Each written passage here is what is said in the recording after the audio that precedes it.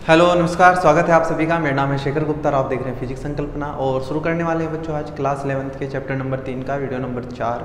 और आज के वीडियो में पढ़ेंगे त्वरण क्या होता है, किसी वस्तु के त्वरण को कैसे परिभाषित किया जाएगा, क्या सूत्र होता है, कितने प्रकार का त्वरण हम पढ़ेंगे, ये सारी बातें आज के वीडियो में होंगे।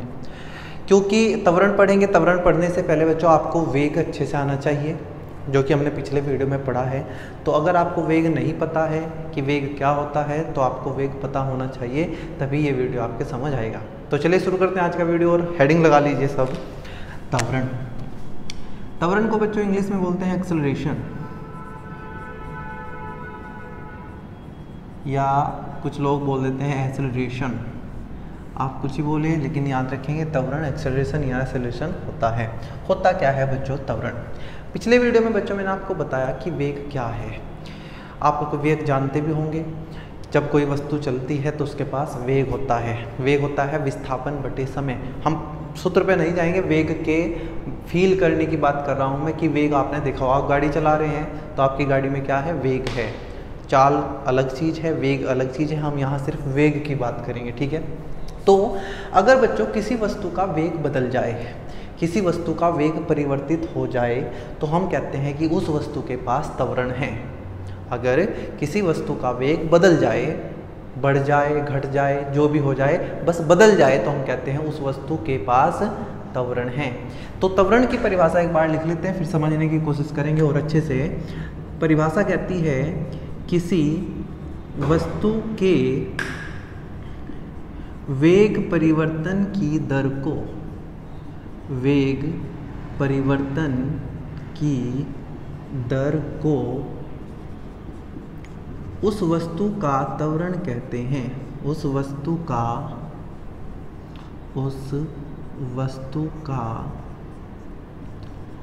त्वरण कहते हैं।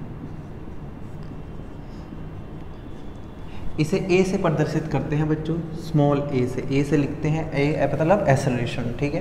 किसी वस्तु के वेग परिवर्तन की दर को त्वरण कहते हैं। आपने कहा भैया हमें वेग परिवर्तन तो समझ आ गया कि वेग बदल जाए तो हम उसे वेग परिवर्तन बोल लेंगे, लेकिन ये दर क्या है, ठीक है। कुछ बुक्स में बच्चों इसको लिखा जाएगा किसी वस्तु के वेग परिवर्तन की समय दर को। कुछ बुक्स में आपको, कुछ किताबों में समय दर लिखा मिलेगा, या खाली दर भी मिले तो कोई दिक्कत नहीं है बच्चों। अगर समय के बदलने पर कोई चीज़ बदल जाए, समय के बदलने पर कोई चीज़ बदल जाए, तो हम कहते हैं कि समय दर के साथ परिवर्तन हुआ है। किसके साथ? समय दर के साथ। पर टाइम, पर सेकंड, पर आवर ऐसे बोलते हैं। अगर कोई चीज़ समय के साथ बदल रही है तो हम कहेंगे कि वो समय दर के साथ बदल रहा है। और जब भी बच्चों आपको ये वर्ड सुनाई दे समय दर या खाली दर, तो समझ जाना हमें जिस चीज़ में बदलाव हो रहा है, जैसे यहाँ वेग में बदलाव हो रहा है, वेग में परिवर्तन हो रहा है, तो वेग परिवर्तन को समय से भाग करना पड़ेगा, तब जाके हमारी परिभाषा बनेगी। हमने कहा वस्तु के वेग परिवर्तन की समय दर को उस वस्तु का त्वरण कहते हैं। हमने कहा त्वरण का सूत्र क्या बनेगा, फिर आपने कहा त्वरण बराबर वेग परिवर्तन, त्वरण बराबर वेग परिवर्तन किसके साथ बदल रहा है, समय दर के साथ। तो बटे में लिखेंगे बच्चों समय अंतराल या समय परिवर्तन, समय अंतराल। त्वरण को प्रदर्शित करते हैं बच्चों ए से। वेग में परिवर्तन हो तो वेग लिखेंगे, परिवर्तन को प्रदर्शित करते हैं डेल्टा से, मैंने आप लोगों को बताया था। समय अंतराल को लिखते हैं डेल्टा टी। तो ये सूत्र बना बच्चों हमारा त्वरण का। त्वरण का सूत्र क्या बना, डेल्टा वी बटे डेल्टा टी। ये तब है जब वेग में बड़ा परिवर्तन हो रहा हो। अगर छोटा परिवर्तन है तो हम लिखेंगे ए बराबर डी वी बटे डी टी, जहाँ डी हमें क्या बताता है कि छोटा परिवर्तन हो रहा है, किसमें, वेग में। डेल्टा वी बड़ा परिवर्तन हो रहा है वेग में, डेल्टा टी बड़ा परिवर्तन समय में, डी टी छोटा परिवर्तन समय में। तो ये सब बात बच्चों किसके लिए है, त्वरण के लिए। त्वरण क्या है, किसी वस्तु के वेग परिवर्तन की समय दर को उस वस्तु का त्वरण कहते हैं। मैंने कहा किस में परिवर्तन हुआ, वेग परिवर्तन, तो हमने लिखा वेग परिवर्तन। जब भी ये वर्ड सुनाई दे समय दर, तो भाग कर दो किससे, समय से, डेल्टा टी से आ जाएगा हमारा त्वरण, ठीक है। इसके मात्रक की बात कर लेते हैं बच्चों। इधर लिख रहा हूँ मैं, आप अलग से लिख लेना नीचे। मात्रक क्या होगा? मात्रक, अगर मुझे त्वरण का मात्रक बनाना है बच्चों, तो हम मुझे वेग परिवर्तन का त्वरण पता होना चाहिए, क्योंकि वेग परिवर्तन भी तो वेग ही है। क्या वेग बदल के बल थोड़े बन जाएगा या समय थोड़े बन जाएगा? वेग बदलने के बाद भी तो वेग ही रहेगा। और वेग का मात्रक होता है मीटर पर सेकंड। क्या होता है बच्चों? मीटर पर सेकंड। बटे में लिखा हुआ है बच्चों समय, मतलब फिर से सेकंड आएगा। यहाँ से हम इसका मात्रक बनाएंगे सेकंड इंटू सेकंड, सेकंड का स्क्वायर। तो आप सीधा इसका मात्रक लिखेंगे मीटर पर सेकंड स्क्वायर, मीटर पर सेकंड स्क्वायर। इसका वी में सूत्र बनेगा बच्चों, क्या बनेगा? लिखने की कोशिश करना। वी में सूत्र बनेगा, मीटर है दूरी, दूरी मतलब लेंथ l, समय है t, ऊपर जाके बनेगा -2, तो वी में सूत्र बनेगा LT -2, LT -2। कैसी राशि है? आप सब जानते हैं कि जो वेग है, वेग एक सदिश राशि है। चाल कैसी राशि थी? अदिश राशि थी, जबकि वेग कैसी राशि है? एक सदिश राशि है। इसी के कारण से ये हमारा त्वरण भी एक सदिश राशि होता है, सदिश राशि। हमने कहा मात्रक क्या है? मीटर पर सेकंड स्क्वायर। वी में सूत्र क्या है? LT -2। और इसकी ये कैसी राशि है? ये एक सदिश राशि है। सदिश राशियाँ वे होती हैं बच्चों जिनमें दिशा होती है। सदिश राशि में राशियाँ होती हैं जिनमें दिशा होती है। इसका मतलब त्वरण के पास भी दिशा होगी। किसके पास? त्वरण के पास दिशा होगी। और त्वरण की दिशा वही होगी जिस दिशा में वेग का परिवर्तन होगा। समझ रहे बात? जिस दिशा में वेग का परिवर्तन होगा उसी दिशा में त्वरण की दिशा मानी जाएगी।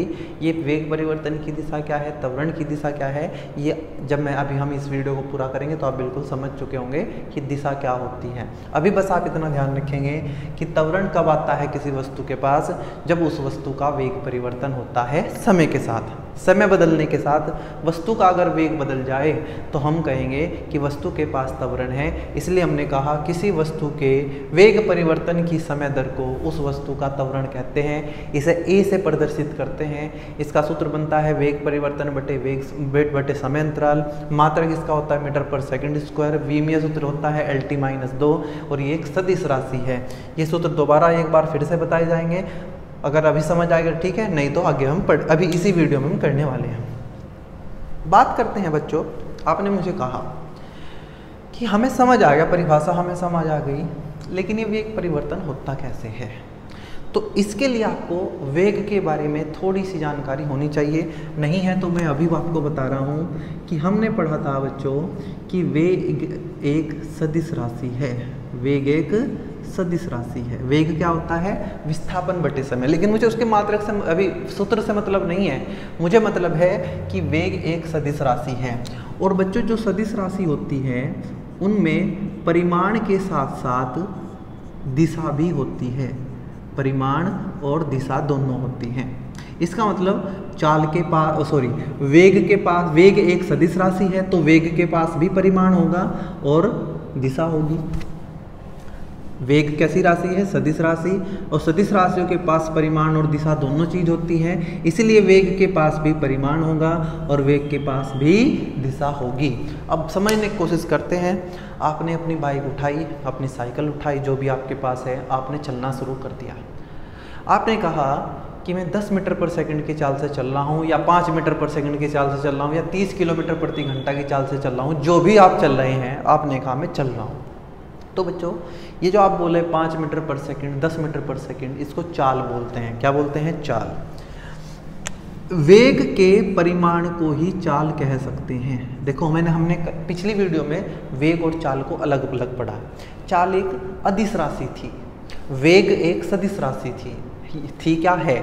चाल एक अदिश राशि है, वेग एक सदिश राशि है। वेग के पास परिमाण और दिशा दोनों होंगी, चाल के पास केवल परिमाण होगा। मतलब चाल खुद में ही परिमाण है। इसलिए आप यह बात ध्यान रखेंगे कि जो वेग होता है, वेग का जो परिमाण है वो ही चाल है, या ये कहिए कि जो चाल होती है वो ही वेग का परिमाण है। आप लिख लेना कहीं, चाल ही वेग का परिमाण है। वेग का परिमाण है। वेग का परिमाण है। मुझे पता है आपको इसमें थोड़ी सी दिक्कत हो रही होगी, मैं अभी इसको दूर कर देता हूँ, आप सुनेंगे। एक वस्तु की चाल 2 मीटर पर सेकंड है। एक वस्तु या एक कहिए वेग, आपने कहा वेग कितना है 2 मीटर पर सेकंड, लेकिन अभी तो ये सिर्फ आपने परिमाण बताया है। क्या बताया है? परिमाण किसका? वेग का। अभी तो आपको क्या बताना है? दिशा। आपने कहा कोई वस्तु 2 मीटर पर सेकंड से उत्तर दिशा में चल रही है, उत्तर दिशा में, ठीक है। तो बच्चों जो आपने बताया, ये आपने बताई दिशा, आपने ये क्या बताया? ये बताया आपने परिमाण। इसका मतलब हमारे पास वेग पूरा हो गया, क्योंकि वेग के पास परिमाण होना चाहिए और दिशा, दोनों ही हमने बता दिया। लेकिन ये जो परिमाण है यही चाल होती है। यही क्या होती है? चाल। देखो चाल और वेग में अंतर है। वेग एक सदिश राशि है, चाल एक अदिश राशि है, ठीक है, ध्यान से सुनना। लेकिन जब मैं कहता हूँ कि जो वेग का परिमाण होता है वो ही चाल होती है, वेग का परिमाण होता है वही क्या होती है? चाल होती है। अब समझिए कि आपका वेग परिवर्तन कैसे होगा। आप चल रहे हैं एक सीधी सड़क पे, आपने अपनी मोटरसाइकिल की दौड़ा दी। अब मैं आपसे पूछूंगा कि आप अपना वेग कैसे परिवर्तित करोगे, या उस मोटरसाइकिल का वेग कैसे परिवर्तित करोगे। तो आपके पास दो चीज़ है, चाल और दिशा। या तो आप अपनी चाल बढ़ा दीजिए, अपनी चाल घटा दीजिए, तो आप कहेंगे कि मैंने अपना वेग परिवर्तन कर लिया है। किसी वस्तु का अगर चाल बदल दिया जाए तो उसका वेग बदल जाता है। चाल बदलने से वेग बदल जाएगा, चाल बदलने से वेग बदल जाएगा। लेकिन आपने कहा कि चलो मैं नहीं बदलता चाल, मैंने 10 मीटर पर सेकंड से मोटरसाइकिल चलाता रहा मैं, लेकिन मैं ऐसे घुमा रहा हूँ उसको, या मैं दिशा बदल रहा हूँ, कभी मैं इस सड़क पे कभी उस सड़क पे जा रहा हूँ, दिशा लगातार बदल रही है। दिशा बदलने से भी वेग बदल जाएगा। बच्चों जब मैं आपको वेक्टर पढ़ाऊंगा, सदिश राशियाँ पढ़ाऊंगा, तो आपको एक बात बताई जाएगी कि अगर किसी सदिश राशि का परिमाण या दिशा या दोनों ही बदल दें, किसी सदिश राशि का परिमाण या दिशा या हम दोनों ही बदल दें तो वो सदिश राशि बदल जाती है। भाई सदिश राशि बनी कैसे है? परिमाण और दिशा से। आप परिमाण बदल दो, सदिश राशि बदल जाएगी, आप दिशा बदल दो, सदिश राशि बदल जाएगी। इसीलिए क्योंकि वेग एक सदिश राशि है और उसके पास परिमाण और दिशा दोनों हैं, परिमाण को ही चाल कहा, तो अगर मैं किसी वस्तु की चाल बदल दूंगा तो मैं उस वस्तु का वेग बदल दूंगा। बच्चों मैं अभी रुका हुआ हूँ, जैसे ही मैं चलना शुरू करूँगा मेरे पास त्वरण आ जाएगा। त्वरण क्यों आएगा? क्योंकि मैंने अपनी चाल बदली है। चाल बदलने से क्या हुआ? चाल बदलने से वेग बदला, और वेग बदलने से क्या आता है? त्वरण। किसी वस्तु का सबसे पहले दिमाग में डाल लो कि वेग परिवर्तन कैसे होगा। ये बात की बात है कि त्वरण क्या होता है, वेग परिवर्तन की समय दर, ये बात की बात है। लेकिन पहले ये तो बताओ भाई ये वेग परिवर्तन होगा कैसे? तो आप कहेंगे अगर किसी वस्तु की चाल बदल दी जाए, किसी वस्तु की दिशा बदल दी जाए तो उस वस्तु का वेग परिवर्तन हो जाता है। आप सीधे सड़क चल रहे थे, आपने एकदम से गाड़ी मोड़ दी तो आपने क्या बदल दिया? दिशा बदल दी। दिशा बदलने से भी वेग बदल जाता है। आपने स्पीड बढ़ा दी अपनी गाड़ी की, आपने वेग बदल दिया। आपने स्पीड घटा दी अपनी गाड़ी की, आपने वेग बदल दिया। तो वेग कितने तरीके से बदल सकता है? दो तरीके से, चाल बदल कर, दिशा बदल कर। चाल बदलने का मतलब या तो आप चाल बढ़ा दो या चाल घटा दो। दिशा बदलने का मतलब आप समझ चुक रहे हैं कि दिशा कैसे बदली जाएगी। ये दोनों बदलते ही या इनमें से एक बदलते ही वस्तु का वेग बदल जाएगा, और जिस वस्तु का वेग बदल जाता है उस वस्तु के पास आ जाता है त्वरण। वेग परिवर्तन की समय दर को वस्तु का त्वरण कहते हैं। ये एक परिभाषा है, लेकिन फील क्या है? आप कहेंगे अगर हम किसी वस्तु का वेग बदल दें तो उस वस्तु के पास त्वरण होता है। वेग बदलने से त्वरण आता है, वेग बदलने से त्वरण आता है। दिमाग में फिट कर लीजिए, वेग बदलते ही वस्तु के पास त्वरण आ जाता है। या ये कहिए कि जिस वस्तु के पास त्वरण होता है उसका वेग बदलता है। और वेग कैसे बदलेगा? या तो चाल बदल दी जाए या दिशा बदल दी जाए। क्लियर है मेरी बात बच्चों? चलिए मैं आपको बताता हूँ त्वरण दो प्रकार के होते हैं। अभी मैंने आपको क्या बताया बच्चों कि अगर वस्तु की चाल बढ़ा दी जाए या चाल घटा दी जाए तो वस्तु का वेग बदल जाता है, और वेग बदलने पे आ जाता है त्वरण। तो हमने कहा कि अगर वस्तु की चाल बढ़ जाए, चाल बढ़ जाए तो हम कहते हैं कि इस वस्तु के पास त्वरण है। इस वस्तु के पास क्या है? त्वरण। लेकिन अगर बच्चों चाल घट जाए, चाल घट जाए तो उसका मतलब क्या है तब भी त्वरण है। अरे भाई चाल बढ़ाओ या घटाओ आएगा तो वेग परिवर्तन मतलब त्वरण। लेकिन इस त्वरण को जब वस्तु की चाल घट रही हो मंदन कहते हैं। क्या कहते हैं? मंदन। हमने कहा भाई त्वरण क्या है? त्वरण है वेग परिवर्तन। किसी वस्तु का वेग बदलेगा त्वरण आ जाएगा। वेग बदलने के लिए मुझे चाल बदलनी पड़ेगी या दिशा बदलनी पड़ेगी। दिशा को साइड में रखा, हमने चाल पे फोकस किया। चाल के साथ क्या हो सकता है? चाल बढ़ सकती है या चाल घट सकती है। अगर किसी वस्तु की चाल बढ़ रही है तो हम कहेंगे इसके पास त्वरण है, और अगर वस्तु की चाल घट रही है तो उस त्वरण को मंदन कहा जाता है। समझ आ रही बात? अगर मैं ये कहूँ बच्चों, ध्यान से सुनना, कि किसी वस्तु की किसी वस्तु का त्वरण 5 मीटर पर सेकंड स्क्वायर है, 5 मीटर पर सेकंड स्क्वायर है, तो हम कहेंगे कि ये वस्तु 1 सेकंड में 5 मीटर पर सेकंड की चाल बढ़ा रही है। या ये कहेंगे कि इस वस्तु की चाल 1 सेकंड में 5 मीटर पर सेकंड बढ़ रही है। मैंने यहाँ एक डायग्राम बना के समझाने की कोशिश की कि मान लेते हैं ये t बराबर 0 सेकंड है, ये t बराबर 1 सेकंड है और ये t बराबर 2 सेकंड है। तो अगर इसने यहाँ से चलना शुरू किया कि उसकी चाल 0 थी, तो 1 सेकंड के बाद उसकी चाल 5 मीटर पर सेकंड हो जाएगी। 1 सेकंड के बाद 10 मीटर पर सेकंड और हो जाए। 1 सेकंड में 5 मीटर पर सेकंड बढ़ रही है, तो 1 सेकंड में यहाँ कितना हो गया? 5 मीटर पर सेकंड। फिर से 5 मीटर पर सेकंड बढ़ेगा तो 2 सेकंड के बाद चाल कितनी हो जाएगी? 10 मीटर पर सेकंड।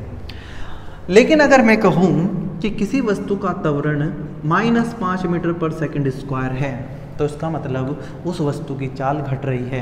अगर बच्चों त्वरण आपको प्लस दिखाई दे, कैसा दिखाई दे? प्लस, तो हम कहेंगे चाल बढ़ रही है और उसको बोला जाएगा त्वरण। लेकिन अगर त्वरण के साथ क्या लगा हो? माइनस, तो आप कहेंगे कि चाल घट रही है, मतलब मंदन हो रहा है। चाल बढ़ना त्वरण, चाल घटना मंदन।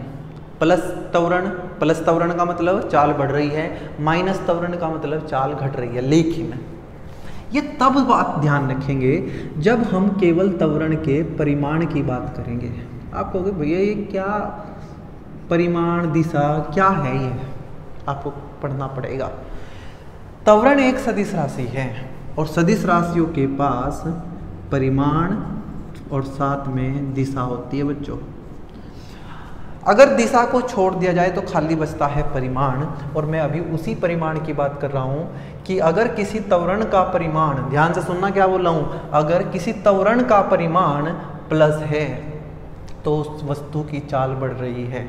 लेकिन अगर किसी वस्तु के त्वरण का परिमाण माइनस है तो उस वस्तु की चाल घट रही होती है। ध्यान रखना, नोट्स में लिखना अपने नोट डाल के कि यदि किसी वस्तु के त्वरण का परिमाण प्लस है, धनात्मक है, तो उस वस्तु की चाल बढ़ रही है। और अगर किसी वस्तु के त्वरण का परिमाण माइनस है, नेगेटिव है, ऋणात्मक है, तो उस वस्तु की चाल घट रही होती है। प्लस त्वरण चाल बढ़ना, माइनस त्वरण चाल घटना। आगे मैं आपको बताऊंगा कि प्लस माइनस त्वरण से हम ये कह ही नहीं सकते कि वस्तु की चाल बढ़ेगी या घटेगी। क्या अजीब बात है। मैंने अभी आपको बताया कि अगर त्वरण का परिमाण प्लस है तो चाल बढ़ेगी, त्वरण का परिमाण अगर माइनस है तो चाल घटेगी, जिसको मंदन बोला जाएगा। और अभी मैंने आपको कह दिया कि प्लस माइनस से तो हम चाल का बढ़ना या घटना बता ही नहीं सकते। तो ये क्या बात हुई? अभी मैंने बताया कि पता चलेगा, अब मैं कह रहा हूँ पता नहीं चलेगा। तो बच्चों ध्यान रखना, मैं जब त्वरण के परिमाण की बात करूँगा, परिमाण दिशा को छोड़ के, तो मैं बता सकता हूँ कि प्लस है तो बढ़ेगी, चाल बढ़ेगी, माइनस है तो चाल घटेगी। लेकिन अगर त्वरण पूरा है, मतलब सदिश राशि है, तो वहाँ जो प्लस माइनस आएगा वो दिशा को प्रदर्शित करेगा, ना कि परिमाण को। मान लीजिए मैं कहीं लिख दूँ कि किसी वस्तु का त्वरण -5i कैप है, -5i कैप। अब ये 5 परिमाण है, ये i कैप दिशा है। आप कहोगे क्या है ये आई कैप? ये भाई तब समझ आएगा जब ये हम वेक्टर पढ़ लेंगे, सदिश पढ़ लेंगे, जो कि अगला चैप्टर है। तब तक आपको वेट करना पड़ेगा, चीज़ों को महसूस करना पड़ेगा, सहना पड़ेगा, याद करना पड़ेगा। ये 5 क्या है? ये परिमाण है। ये आई कैप क्या है? दिशा है। और ये माइनस अब हमें चाल के बढ़ने या घटने की जानकारी नहीं देगा, ये हमें दिशा की बताएगा। आई कैप किसकी दिशा बताता है बच्चों? एक्स अक्ष की। एक्स अक्ष, वाई अक्ष, जेड अक्ष, 3 अक्ष होते हैं। आई कैप दिशा बताता है एक्स अक्ष की, जे कैप बताता है वाई अक्ष की, के कैप बताता है जेड अक्ष की। लेकिन सामने लगा है माइनस, तो हम कहेंगे कि जो वस्तु का त्वरण है वो माइनस एक्स अक्ष में है। ये एक्स अक्ष है, ये प्लस एक्स होता है, ये माइनस एक्स होता है, ये वाई है, ये प्लस वाई है और ये माइनस वाई है। तो अगर कभी आपको पूरा वेक्टर त्वरण लिखा मिले परिमाण और दिशा, तो उसके साथ लगा हुआ प्लस माइनस चाल के बढ़ने या घटने की जानकारी नहीं देगा। लेकिन हाँ, अगर खाली त्वरण के परिमाण की बात हो रही है, दिशा नहीं है, जैसे कि यहाँ मैं लिख देता -5 मीटर पर सेकंड स्क्वायर, तो मैं कहता वस्तु की चाल घट रही है। लेकिन जैसे ही मैंने लिखा -5 आई कैप, तो यहाँ से मुझे चाल के घटने बढ़ने की जानकारी नहीं मिलेगी। मुझे पता चलेगा कि यार ये वस्तु का जो त्वरण है ये -x दिशा में है, -x में। और अगर मैं इसको प्लस कर दूं तो आप कहेंगे कि ये +x दिशा में। अब ये मत कहना कि चाल बढ़ रही है क्योंकि प्लस है ना, क्योंकि प्लस है और साथ में दिशा है। अब चाल के घटने बढ़ने की जानकारी नहीं मिलेगी, थोड़ा सा कॉम्प्लिकेटेड है। एक बार समझने की कोशिश करो, आसानी से आपको समझ आ जाएगा। मैं क्या कह रहा हूँ कि अगर हम किसी वस्तु की चाल बदल दें, चाल बढ़ा दें या चाल घटा दें, या किसी वस्तु की दिशा बदलने चलने की, तो हम उसका वेग परिवर्तन कर देते हैं। और किसी वस्तु का वेग परिवर्तन होते ही उस वस्तु में आ जाता है त्वरण। हमने कहा किसी वस्तु के वेग परिवर्तन की दर को त्वरण कहते हैं। हमने कहा ठीक है, हमें ये बात समझ आ गई, इसमें तो कोई दिक्कत है ही नहीं। मैंने कहा त्वरण 2 प्रकार का हो सकता है। अगर मैं कहूँ कि किसी वस्तु की चाल बढ़ रही है तो मैं कहूँगा यहाँ त्वरण है। किसी वस्तु की चाल अगर घट रही है तो वहाँ भी त्वरण है, लेकिन उस त्वरण को मंदन कहते हैं, मंदन।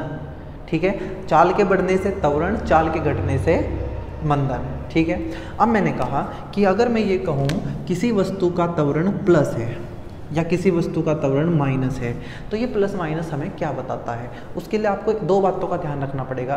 क्या मुझे त्वरण पूरा दिया है? पूरा का मतलब परिमाण के साथ दिशा भी है। अगर तब प्लस माइनस है तब हमें चाल के घटने बढ़ने की जानकारी नहीं होगी, हमें उससे सिर्फ दिशा की बात पता चलेगी कि प्लस है तो ये दिशा होगी, माइनस है तो उसके विपरीत दिशा होगी। लेकिन अगर खाली त्वरण का परिमाण है, दिशा नहीं है, तब प्लस माइनस हमें ये बताएगा कि वस्तु की चाल बढ़ रही है या घट रही है। अगर त्वरण प्लस है तो चाल बढ़ेगी, अगर त्वरण माइनस है तो चाल घटेगी। ध्यान से देखो, त्वरण का सीधा संबंध हम चाल से बना रहे हैं। त्वरण का सीधा मतलब हम किससे बना रहे हैं? चाल से। जबकि त्वरण आ रहा है किससे? वेग से। हमने वेग से दिशा हटा के खाली चाल पे फोकस किया तो हमें पता चला अच्छा चाल बढ़ाएं तो प्लस त्वरण, चाल घटाए तो माइनस त्वरण। ठीक है, बढ़िया। अब आपने कहा कि चलो आपने त्वरण के परिमाण के साथ तो हमें बता दिया कि अगर प्लस है तो चाल बढ़ेगी, अगर माइनस है तो चाल घटेगी। लेकिन अगर पूरा दिया हो, अगर चाल भी है और साथ में दिशा भी है, तो हम कैसे बताएंगे कि चाल बढ़ेगी या घटेगी? उसके लिए बच्चों आपको अब जो मैं बताने वाला हूँ वो अच्छे से समझना पड़ेगा। चलिए,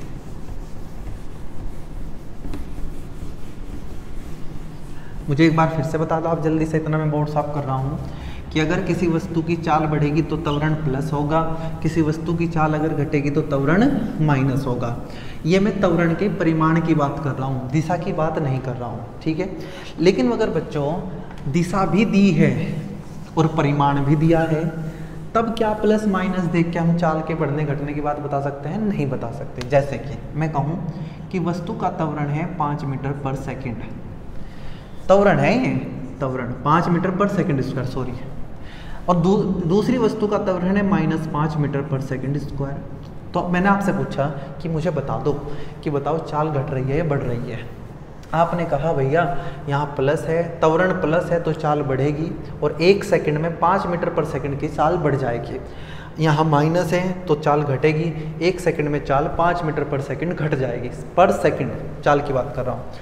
लेकिन अगर बच्चों में ये कह दूँ ए वेक्टर -5 आई कैप, तो आप क्या मुझे बता पाएंगे कि अब चाल घटेगी या बढ़ेगी?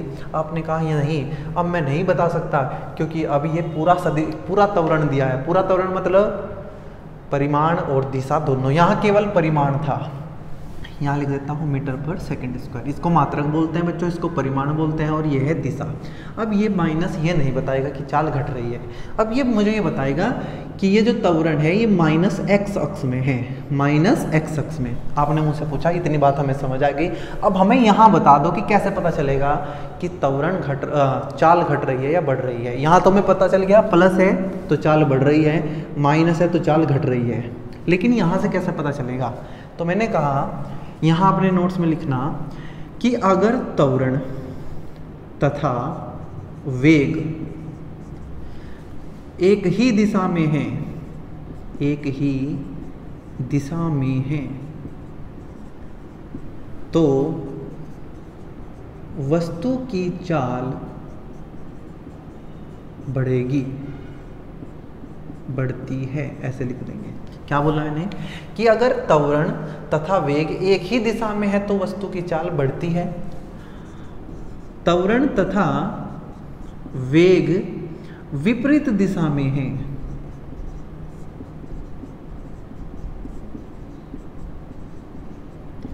तो वस्तु की चाल घटती है, वस्तु की चाल घटती है। मतलब जब त्वरण पूरा दिया हो, जब मैं पूरा वर्ड बोल रहा हूँ ना, अपने दिमाग में बैठा लो कि क्या मान भी, परिमाण भी है और दिशा भी है। जब ये सदिश रूप में दिया हो तो हम इस माइनस प्लस को देख के नहीं बता सकते कि चाल बढ़ेगी घटेगी, उसके लिए मुझे वेग की जरूरत भी पड़ेगी। अगर त्वरण और वेग दोनों एक ही दिशा में है, त्वरण और वेग एक ही दिशा में है तो हम कहेंगे चाल बढ़ेगी, लेकिन त्वरण और वेग अगर विपरीत दिशा में है तो चाल घटेगी। मैं अभी एक एग्जांपल लेके आपको समझाता हूँ, आप बिल्कुल समझ आ जाएगा। लेकिन फिर से मैं यहाँ आऊँगा, बार बार बता रहा हूँ क्योंकि इंपॉर्टेंट चीज़ है, सबको ये बातें नहीं पता है। अगर केवल त्वरण का परिमाण हो तो मैं प्लस देखते ही कह दूंगा कि चाल बढ़ेगी। अगर त्वरण माइनस है तो मैं कहूँगा चाल घटेगी। लेकिन अगर त्वरण सदिश रूप में है तो प्लस माइनस देख के मैं सिर्फ दिशा बता सकता हूँ, चाल के घटने बढ़ने की बात नहीं कर सकता। अगर एक पूरा त्वरण गिवन है, सदिश रूप में गिवन है, हमें दिया है, तो मुझे चाल बढ़ने या घटने की जानकारी लेने के लिए वेग के पास जाना पड़ेगा और मैं देखूंगा कि त्वरण और वेग एक ही दिशा में है तो चाल बढ़ेगी, और अगर त्वरण और वेग विपरीत दिशाओं में है तो चाल घटेगी। ये बात आप ध्यान रखेंगे, सुनना ध्यान से। अब ये मैं एक एग्जांपल लेके बताता हूँ। आप ऐसे खड़े हुए हैं, आपके सामने से आपका एक दोस्त भाग के गया, तो आप मान लीजिए वो ऐसे गया, ऐसे, ये ए है और ये बी है, ये दिशा है। मतलब आपका दोस्त ए से बी दिशा में भाग रहा है, ए से बी की तरफ भाग रहा है। आप यहाँ खड़े हुए हो, आपने देखा कि आपका दोस्त ए से चल के किसकी तरफ जा रहा है, बी की तरफ। तो आपके दोस्त का वेग किस दिशा में है, ए से बी में है। जब ए से चल के बी जा रहा है तो उसका वेग ए से बी दिशा में है। आपने क्या किया, उसको भागते ही जब आपके सामने से वो निकला, आपने उसको ऐसे धक्का दे दिया। आपने क्या लगाया, ये बल लगाया। बच्चों आपको जब न्यूटन का नियम पढ़ेंगे आप F बराबर m में, तो वहाँ बताया जाएगा कि जिस दिशा में बल लगाया जाता है त्वरण उसी दिशा में पैदा होता है। मतलब बल और त्वरण की दिशा एक ही होती है। अब आप कहेंगे ये बल कहाँ से नई चीज़ आ गई, तो भाई फिजिक्स है, पढ़ना पड़ेगा, समझनी पड़ेगी चीज़ें। मैं क्या कह रहा हूँ कि जिस दिशा में बल लगाते हैं उसी दिशा में त्वरण आता है। अब बल को छोड़ दो, आपने जब उसको ऐसे धक्का दिया तो आपने त्वरण इस दिशा में लगाया, अपने हाथ की दिशा में ऐसे। क्या वो ऐसे ही भाग रहा था? तो आप मुझे एक महसूस करके बताएं, समझ के बताएं, अपनी कॉमन सेंस से बताएं, आपके दोस्त की चाल बढ़ेगी या घटेगी? वो भागा भी ऐसे ही जा रहा था, उसका वेग ऐसे है, आपने धक्का भी उसको ऐसे दे दिया, तो आपको महसूस हो रहा होगा कि वो और थोड़ा सा तेज भागेगा जब आप उसको धक्का ऐसे दोगे। मतलब भाग भी ऐसे ही रहा था, मैंने बल भी ऐसे ही लगा दिया उसके ऊपर। बल मतलब त्वरण इसी दिशा में पैदा हो गया है। तो जब वेग और त्वरण एक ही दिशा में है तो चाल बढ़ती है। लेकिन आपका दोस्त ए से भाग के बी की तरफ जा रहा है, ए से भाग के कहाँ जा रहा है, बी में, तो उसका वेग किस दिशा में है, ए से बी है। लेकिन आपने क्या किया, उस पर बल ऐसे लगाया विपरीत दिशा में, या कि ये कहिए कि वो भागा जा रहा था, आपने उसकी शर्ट पकड़ के खींच ली।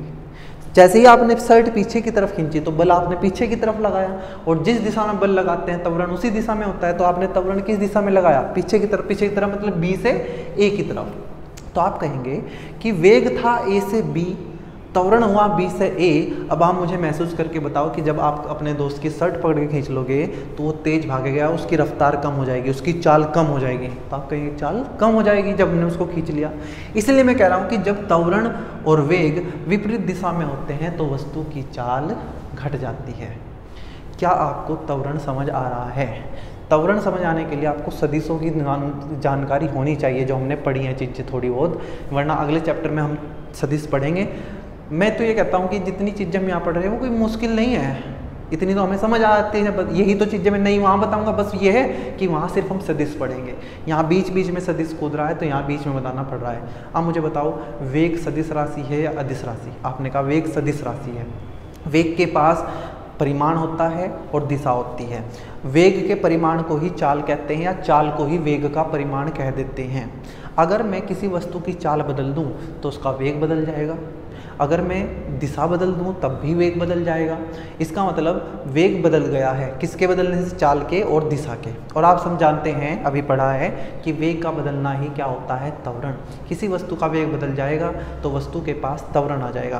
त्वरण कितने तरीके से पैदा किया जा सकता है? 2 तरीके से, वस्तु की चाल बदल के, वस्तु की दिशा बदल के। अब इस दिशा को साइड में रख दो।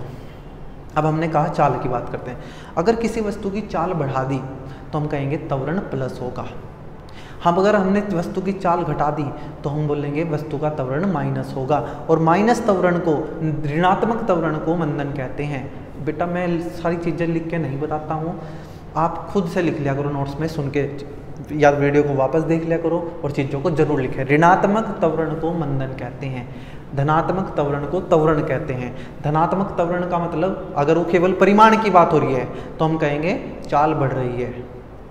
ऋणात्मक त्वरण का मतलब चाल घट रही है। लेकिन अगर त्वरण पूरे एक सदिश रूप में है तो ये प्लस माइनस हमें ये नॉलेज नहीं दे पाएगा, ये जानकारी नहीं, इन्फॉर्मेशन नहीं दे पाएगा कि हमें चाल बढ़ रही है घट रही है। चाल घट रही है बढ़ रही है, उसके लिए जाना पड़ेगा वेग के पास। अगर सदिश A और सदिश V मतलब वेग और त्वरण एक ही दिशा में है तो चाल बढ़ेगी, जो आपके दोस्त का एग्जांपल मैंने दिया। अगर वेग और त्वरण विपरीत दिशा में है तो चाल घटेगी। त्वरण की दिशा वही होती है जो बल की दिशा होती है। जिस दिशा में मैं बल लगाऊंगा, जैसे मैं ये बल हाथ पे लगा रहा हूँ तो मेरे हाथ में जो त्वरण आएगा वो इसी दिशा में आएगा। अब वहाँ से चाल घट भी सकते हैं, चाल बढ़ भी सकते हैं, डिपेंड करता है। अगर दोनों एक दिशा में है तो चाल बढ़ेगी, दोनों विपरीत दिशा में तो चाल घटेगी। उम्मीद है बात आपको समझ आ गई है। अब जल्दी से बात कर लेते हैं त्वरण के प्रकार की। अब ये मत कहना कि त्वरण के प्रकार तो आपने पढ़ा दिया कि त्वरण 2 प्रकार के होते हैं, धनात्मक त्वरण और ऋणात्मक त्वरण। उसके अलावा भी त्वरण 2 प्रकार के होते हैं बच्चों। एक समान त्वरण, एक समान त्वरण। आपको जब मैंने चाल और वेग पढ़ाया वहाँ ये सब बातें पढ़ा चुका हूँ मैं। एक समान चाल क्या होती है, एक समान वेग क्या होता है, असमान चाल असमान वेग क्या होता है, जिसको परिवर्तित चाल परिवर्तित वेग भी कहते हैं, वही यहाँ सब है। इसको बच्चों इंग्लिश में बोलते हैं यूनिफॉर्म एक्सेलरेशन। Uniform acceleration. पहले मुझे त्वरण का सूत्र बताओ। आप सब लोग अपने मन में दोहराएंगे कि त्वरण होता है वेग परिवर्तन बटे समय अंतराल। वेग परिवर्तन बटे समय अंतराल। वेग परिवर्तन बटे समय अंतराल। ठीक है जी। मैंने कहा अगर कोई वस्तु बराबर समय अंतराल में बराबर वेग परिवर्तन करे, मैंने कहा कि वह किसी वस्तु का त्वरण 5 मीटर पर सेकंड स्क्वायर है, तो उसका मतलब ये होता है कि बच्चों कि वस्तु वस्तु का वेग 5 मीटर पर सेकंड बदल रहा है। 5 मीटर पर सेकंड बदल रहा है। कितने सेकंड में? 1 सेकंड में। ध्यान से सुनो, अगर किसी वस्तु का त्वरण 5 मीटर पर सेकंड स्क्वायर है, आप कहो कि 10 मीटर पर सेकंड स्क्वायर है, तो उसका मतलब है कि 1 सेकंड में 10 मीटर पर सेकंड की चाल बदल रही है। या तो चाल बढ़ेगी या घटेगी, मुझे नहीं पता कि चाल बढ़ेगी या घटेगी, आप उस बाद में देखेंगे। लेकिन अगर बदल रही है तो मैं कह दूंगा यहाँ त्वरण है। हमने इसको हटाया तो हमने कहा कि अगर कोई वस्तु हर बराबर समय में बराबर वेग परिवर्तन करे, हर 1 सेकंड में 5 मीटर पर सेकंड चाल बदल रही है, अगले 1 सेकंड में भी 5 मीटर पर सेकंड की चाल बोल के वेग बोलेंगे। अब अगर किसी वस्तु की चाल, मैं बार बार चाल बोल रहा हूँ, हमें वेग बोलना चाहिए। अगर किसी वस्तु का वेग समान समय अंतराल में समान रूप से बदल रहा है, किसी वस्तु का वेग समान समय अंतराल में समान रूप से बदल रहा है, तो हम कहेंगे उस वस्तु का त्वरण एक समान त्वरण है। परिभाषा में लिख के आपको दिखा देता हूँ, आप भी लिख लेंगे। यदि किसी वस्तु का वेग, किसी वस्तु का वेग, वेग के बदलने से ही तो बच्चों त्वरण आता है। यदि किसी वस्तु का वेग समान समय अंतराल में, समान समय अंतराल में समान रूप से बदल रहा है, परिवर्तित हो रहा है, तो वस्तु का त्वरण क्या कहलाता है? एक समान त्वरण कहलाता है। वस्तु का त्वरण एक समान त्वरण कहलाता है, एक समान त्वरण कहलाता है। बात समझ आई है? एक एग्जांपल लेते हैं। मान लीजिए कोई वस्तु यहाँ से चलना शुरू करती है, मान लेते हैं समय अभी 0 है। बच्चों 0 समय होने का मतलब ये नहीं कि समय 0 बज गया या 0 सेकंड, कुछ जब हम चीज़ों को देखना शुरू करते हैं तब हम उस समय को 0 मान लेते हैं। यहाँ से वस्तु ने चलना शुरू किया और मान लेते हैं यहाँ उसका वेग 0 है। 1 सेकंड के बाद उसका वेग 5 मीटर पर सेकंड हो गया, फिर 2 सेकंड हो गई, वेग हो गया 10 मीटर पर सेकंड, 3 सेकंड के बाद हो गया 15 मीटर पर सेकंड, 4 सेकंड के बाद हो गया 20 मीटर पर सेकंड। आपने कहा 1 सेकंड में कितना वेग बढ़ा है? हमने कहा 5 मीटर पर सेकंड। इस 1 सेकंड में 10 माइनस 5 मीटर पर सेकंड बढ़ गया।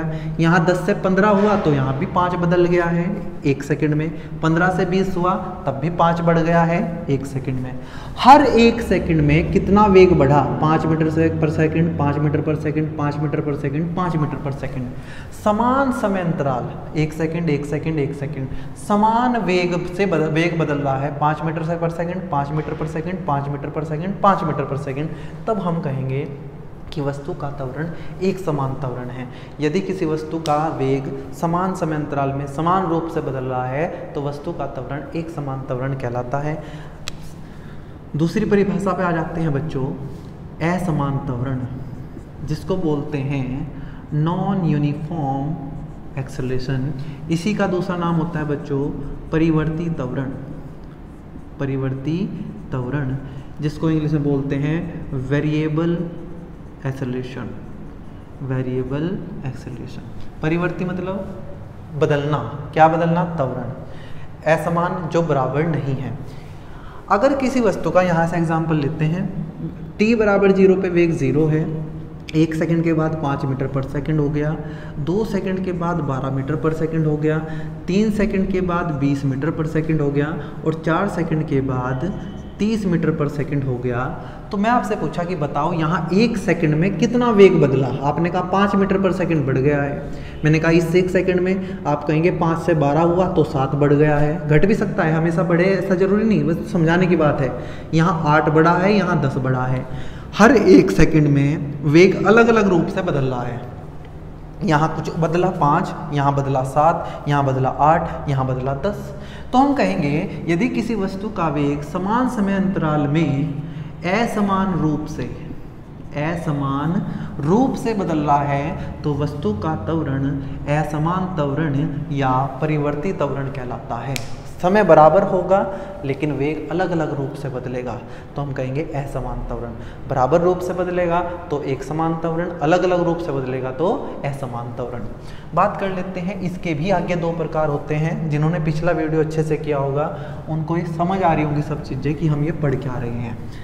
असमान त्वरण भी बच्चों 2 प्रकार का होता है। कितने प्रकार का होता है बच्चों? 2 प्रकार का। पहला औसत त्वरण। औसत त्वरण,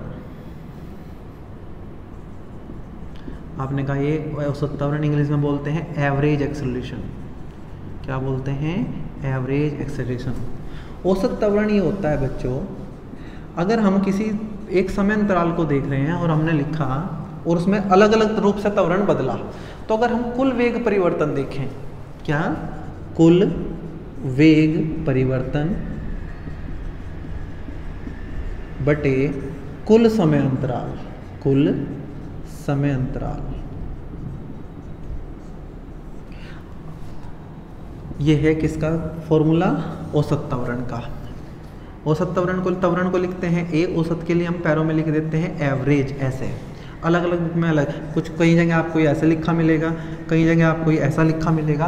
हम सिंपल तरीके से लिख रहे हैं ए के पैरों में एवरेज लिख के, वेग परिवर्तन v, डेल्टा से बड़ा परिवर्तन क्योंकि कुल हो रहा है, और नीचे समय अंतराल डेल्टा t। ये बना औसत त्वरण का सूत्र। आप कुछ सोच रहे होंगे कि इसकी ज़रूरत क्यों पड़ी।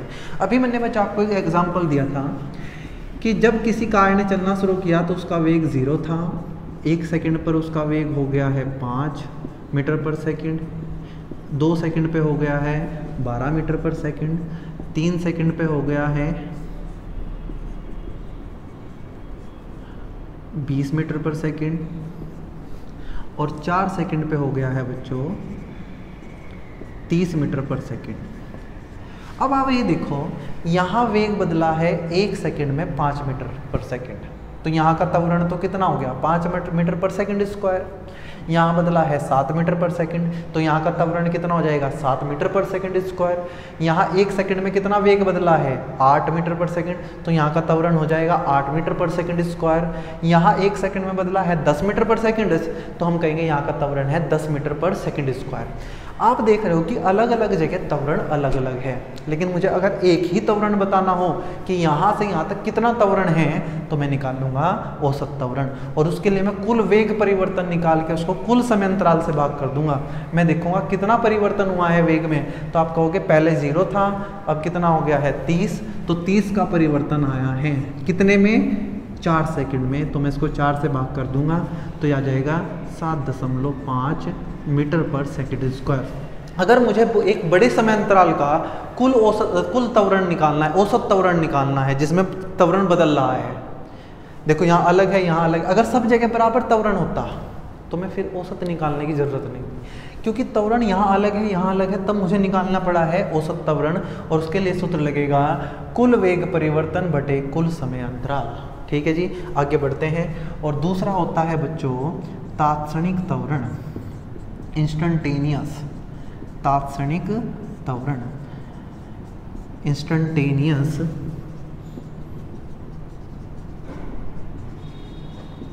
Acceleration, instantaneous acceleration. इसके परिभाषा में बोल रहा हूँ, आप लिख लेंगे। किसी विशेष क्षण पर वस्तु का त्वरण तात्क्षणिक त्वरण कहलाता है। इसी एग्जाम्पल से मैं आपको समझाऊंगा। किसी विशेष क्षण पर, किसी विशेष समय पर वस्तु का त्वरण तात्क्षणिक त्वरण कहलाता है। मैंने पूछा कि यहाँ त्वरण बताओ 1 सेकंड पर, आपने कहा 1 सेकंड पे तो वेग कितना बदला था 5 मीटर पर सेकंड, कितने सेकंड में 1 में, तो यहाँ त्वरण है 5 मीटर पर सेकंड स्क्वायर। यहाँ कितना है, तो आपने कहा अभी इसका वेग 5 से 12 हो गया, 7 बढ़ा है, तो यहाँ 7 मीटर पर सेकंड स्क्वायर है। मैंने कुल नहीं पूछा, मैंने कहा यहाँ बताओ। जब मैं एक समय पे पूछता हूँ, किसी एक निश्चित समय पे पूछता हूँ, तब उस त्वरण को तात्क्षणिक त्वरण कहते हैं, और इसको लिखा जाता है बच्चों AINST, इंस्टेंटेनियस, या हिंदी में तात्क्षणिक लिख लेना। और क्योंकि यहाँ एक समय बहुत छोटा है, छोटा परिवर्तन होगा, इसलिए इस डेल्टा को हम D लिख देते हैं, तो यह आ जाएगा dV/dt। ठीक है बच्चों, ये मैंने आपको समझाने की कोशिश की कि त्वरण कितने प्रकार का होता है। 2 प्रकार का होता है, ऐसा एक समान त्वरण और असमान त्वरण। असमान त्वरण आ गया 2 प्रकार का, औसत त्वरण और तात्क्षणिक त्वरण। उम्मीद है ये आपको समझ आ गया होगा। अब जाते जाते बात कर लेते हैं इसके ग्राफ की। ठीक है, ग्राफ कैसा बनेगा बच्चों। पिछले वीडियो में जब मैंने आपको वेग और चाल पढ़ाया, तो मैं वहाँ आपको ये बताना भूल गया कि ग्राफ कैसा बनेगा इसका। लेकिन अगर आपने पहले दूरी और विस्थापन वाला वीडियो देखा, वहाँ मैंने आपको ग्राफ बताया था कि अगर चाल एक समान है। चलिए मैं यहाँ पहले ये बताता हूँ, फिर वापस जाएंगे। आपने कहा त्वरण 2 प्रकार का है। पहला त्वरण है एक समान त्वरण, दूसरा असमान त्वरण या परिवर्ती त्वरण। हमने ग्राफ बनाना शुरू किया। ग्राफ त्वरण आता कब है, देखो ग्राफ बनाना मैं अलग से भी सिखाऊंगा आपको। ये मत सोचना कि यहाँ हम ख़त्म कर देंगे। अब ये तो ग्राफ के बहुत सारी चीज़ें करनी है कि उस ग्राफ का अगर हम प्रवणता निकालेंगे तो हमें क्या मिलेगा, एरिया क्षेत्रफल निकालेंगे तो हमें क्या मिलेगा, उसके लिए अलग वीडियो बनाएंगे। लेकिन यहाँ भी आप देखो, जब आप कहते हैं कि मुझे त्वरण के लिए ग्राफ बनाना है तो आप ये सोचो कि त्वरण आया कहाँ से, तो आप कहेंगे त्वरण आया है वेग परिवर्तन से, तो आपने यहाँ लिखा वेग परिवर्तन। लेकिन आपको पता है कि जब हम इस पे चलेंगे तो वेग तो परिवर्तन होगा, तो यहाँ वेग परिवर्तन ना लिख के बच्चों हम खाली वेग लिखते हैं। क्या लिखते हैं? वेग। मुझे बताओ त्वरण कब आता है? जब वेग बदलता है। तो आपने यहाँ क्या लिखा? वेग। किसके साथ बदलेगा? समय के साथ। तो मैंने यहाँ लिखा समय, समय t, वेग v। अगर आप समय और वेग का ग्राफ खींचें और त्वरण एक समान है तो बच्चों ये एक सीधी रेखा आएगी। आपको मैंने बताया कि जब चीज़ें एक समान होती हैं तो ग्राफ सीधी रेखा आते हैं। एक समान क्या है? त्वरण। ग्राफ किसका? वेग और समय का। त्वरण किससे आया? वेग और समय से। वेग और समय से। तो वेग और समय का जब हम ग्राफ खींचेंगे और त्वरण एक समान हुआ तो कैसा ग्राफ आएगा? सरल रेखा। हाँ, ये लाइन ऊपर नीचे हो सकती है, उसका क्या मतलब होता है ये मैं तब बताऊंगा जब आपको ग्राफ बनाने सिखाऊंगा। अभी इसी चैप्टर में हम पढ़ेंगे, अभी उनकी जरूरत नहीं। बस इतना सीखो कि अगर त्वरण एक समान है तो ये जो वेग समय ग्राफ है ये एक सरल रेखा आएगा। लेकिन अगर असमान त्वरण है तब यही ग्राफ कौन सा? वेग और समय ग्राफ, ये एक सीधी रेखा नहीं आएगा, ये वक्र रेखा आएगा। अब ये वक्र रेखा कैसी होगी ये हमें नहीं पता। ये ऐसी भी हो सकती है, ये ऐसी भी हो सकती है, ये ऐसी भी हो सकती है, ये कैसी भी हो सकती है। आप इनमें से एक दो बना के कोई लिख लेना कि सरल रेखा नहीं होता है, यहाँ सरल रेखा बनेगी। ठीक है, ये कैसी बनेगी? वक्र रेखा। अब मैं पिछली वीडियो का भी बता देता हूँ एक बार। हमने वहाँ पढ़ा था एक समान चाल या एक समान वेग, तो मैं दोनों को बता देता हूँ। यहाँ वेग की बात कर लेते हैं पहले। ठीक है, हमने कहा कि हमें ग्राफ बना के दिखाओ। आपने सोचा, जैसे ही आपने लिखा एक समान वेग, वेग कैसे आएगा? ग्राफ बनाने के लिए दो अक्षों की जरूरत है। दो अक्ष मैंने बना लिए, एक्स अक्ष और वाई अक्ष। आपने कहा वेग कहाँ से आता है? वेग आता है विस्थापन समय से। तो आपने यहाँ विस्थापन लिखा और यहाँ लिखा समय। आपने कहा ठीक है। आपने कहा वेग कैसा? एक समान, तो सरल रेखा आएगी। लेकिन अगर वेग असमान है तो फिर सरल रेखा नहीं आएगी। या पिछले वीडियो में मैं बताना भूल गया था जल्दबाजी में, तो आप वहाँ इसको नोट कर लेंगे। ये हमें कैसी भी ग्राफ आ सकता है, सरल रेखा नहीं आएगा। लेकिन अगर मैं यहाँ किसकी बात कर दूँ, यहाँ मैं चाल लिख दूँ, एक समान चाल। चाल आता है दूरी समय से, तो आप लिखेंगे दूरी और यहाँ लिखेंगे समय। ठीक है जी, ये तब होता है जब बटे वाले होते हैं। जैसे मैं लिख रहा हूँ ना, चाल कैसा आई है, तो आप कहें दूरी बटे समय, तो यहाँ दूरी और यहाँ समय। वेग कैसा आया? विस्थापन बटे समय, तो यहाँ विस्थापन और यहाँ समय। एक समान चाल के लिए सरल रेखा और असमान चाल के लिए ये सरल रेखा नहीं आएगा, ये एक वक्र रेखा आएगी। उम्मीद है आपको यहाँ से सब चीज़ें समझ आई होगी। यहाँ आज हमने त्वरण को ख़त्म किया, बहुत अच्छे से मैंने समझाने की कोशिश की है। बाकी आप देख लेना आपको समझ आया नहीं आया है। और ये वीडियो सबसे ज़्यादा इम्पोर्टेंट है, अब तक हमने जितना भी पढ़ा है। त्वरण सबसे ज़्यादा इम्पोर्टेंट है बच्चों। यहाँ से आगे बढ़ेंगे, मैं आपको सिखाऊंगा कि इंटीग्रेशन डिफरेंशिएशन क्या होता है, किसी ग्राफ से हम कितनी चीज़ें निकाल सकते हैं, क्या इन्फॉर्मेशन हमें वहाँ से मिलती हैं। अगले वीडियो में उसकी बात करेंगे। आज की वीडियो में बच्चों इतना ही।